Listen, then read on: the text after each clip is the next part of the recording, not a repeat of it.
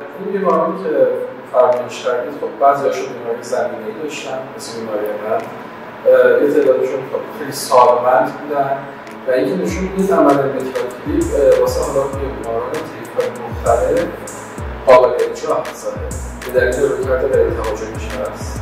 بله ببینید ما یه چیزی داریم تو پزشکی به نام گایدلاین به ما میگه که برای بیماران برای چه گروهی چه کاری بکنیم. مترالکلیپ خب وارد گایدلاین شده، یعنی به ما اجازه میدن که گایدلاینی به ما ریکامند میکنن مترالکلیپ. اما در کی؟ ما نارسایی میترال دو دسته داریم، نارسایی اولیه و ثانویه. نارسایی اولیه افرادی هستن که پاتولوژی تو خود دریچه هستش، یعنی دریچه بیماره، حالا یا اینکه پرولپس داره یا اینکه اون کورد طنابی که وصل میشه به دریچه پاره شده یا اتفاقاتی تو خود دریچه افتاده.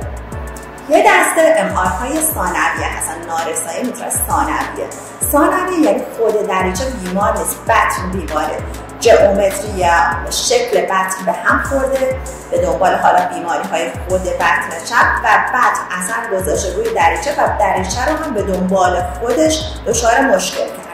ما در هر دو نوع این نارسایی میترال چه اولیه چه ثانویه میتونیم کلیپ رو بذاریم، اما به شرطی بیمار باید غیر قابل عمل بوده باشه، بیمار باید بیماری های همراه داشته باشه، بیمار باید علیرغم درمان دارویی هنوز علامت دار بوده باشه و یا اینکه انقدر بیماری های همراه داشته باشه مثل اینکه از بیماران ما که نارسایی شدید کلیه داشت اصلا نمیتونست که به عمل باز میکنه و بیهوش بشه. باید این شرط کتابی رعایت بشه، یعنی لاین اول ما همیشه مترالکلیپ نیست. ما باید در یک سری بیمارانی که درمان دارویی میدیم پاسخ نمیدن و های ریسکن برای عمل جراحی، لاین بعدی بیاین سراغ مترالکلیپ.